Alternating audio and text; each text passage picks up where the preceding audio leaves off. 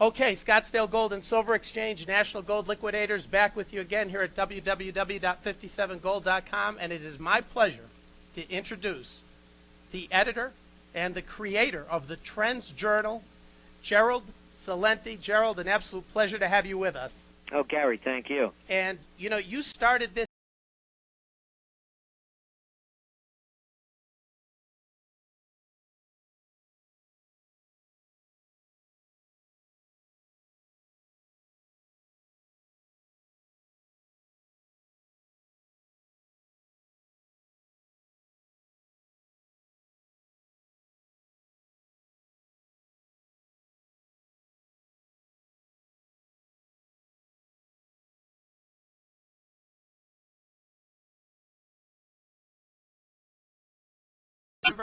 James Cramer's on CNBC right now telling you to buy.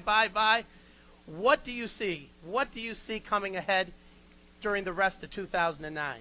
Well, this is a false flag recovery as we see it. I mean, they've been dumping trillions of dollars into the system and trying to refloat it, and there's going to be some residual effects. It's like taking a drug, when you have a chronic degenerative disease that drugs don't cure, but it will give you that symptom relief.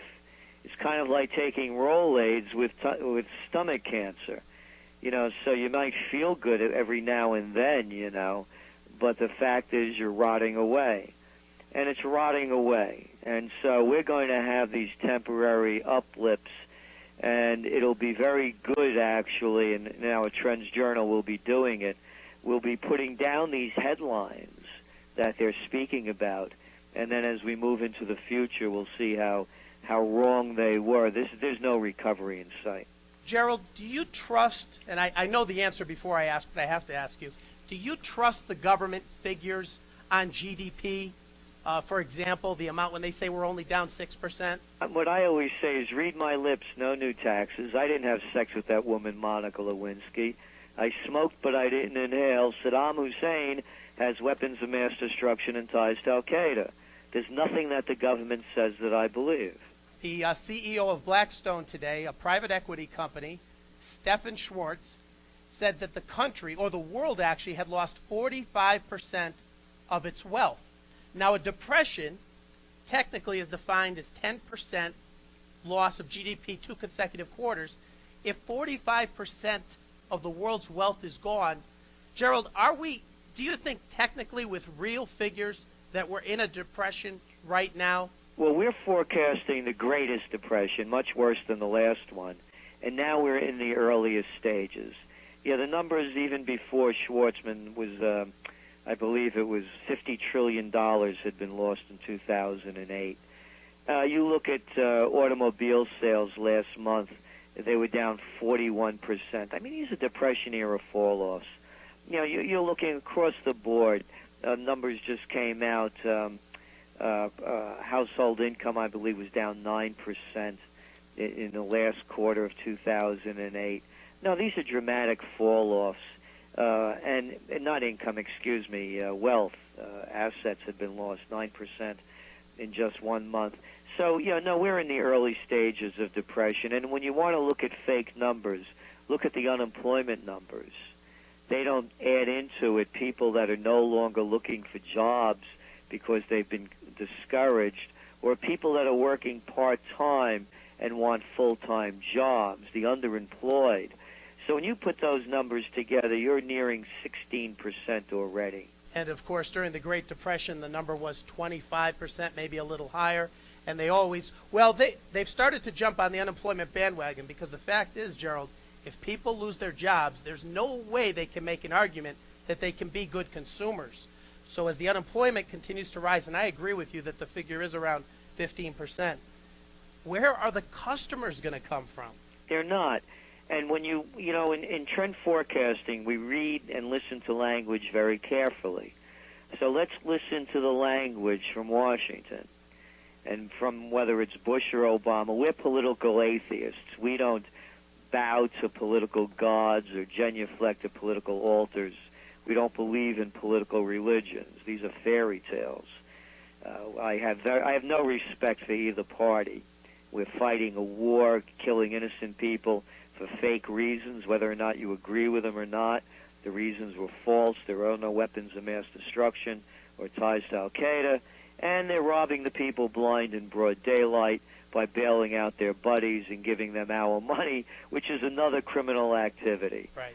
So having said that, and when we look forward and hear what both Bush and Obama had been saying, and Bernanke and the rest of them, is that what they want to do is to unfreeze the credit strain so that people could go out and borrow again, so that they can buy more. I mean, this is insanity, and they call that normal.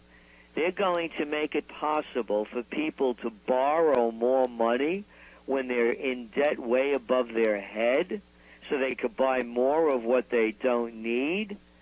So, you know, this is only going to last temporarily. Of course the consumer can't go out and buy because all they've been doing is consuming. 70% of our GDP is based on consumption. This is an idiotic scenario for people to buy into and believe. How could you consume 70% more than you produce?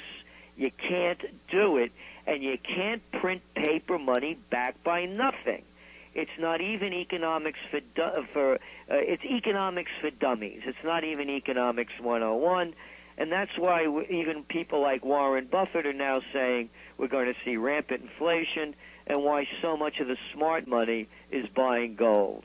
Gerald, you've been doing this for 29 years. Was there a point during that 29 years where you really started to see this entire trend develop, where the consumer started spending way more than they could produce through their job? Was there a point where you got nervous? No, the point that I got, I would say not nervous, but the point when I started to understand my trade much, much better was probably around it was after the 1987 stock market crash. And I started learning more about the manipulations and what was going on and what would work and what wouldn't, and how things would be temporary. And as I said, these are just drugs that they're pushing on the market, giving people temporary relief.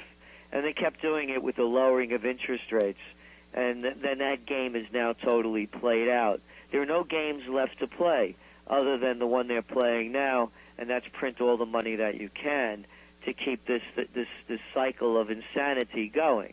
So I would say by the mid-'90s, when I wrote Trends 2000, that it was really very clear to us what was going on and what the outcome would be. What did you think during the course of the internet bubble? Because that was the real first opportunity for the average guy to participate in one of these phony run-ups where the corporate elite, Wall Street and these internet CEOs, had an opportunity to make so much money off the new investor. Well, I'll give you the whole scenario, actually. We underestimated in the early 1990s the impact that an internet revolution would have because the products hadn't been invented yet. And it really juiced the economy during the 1990s. You go back to 1992 and remember the slogan in the campaign between Bush and Clinton. It was the economy's stupid.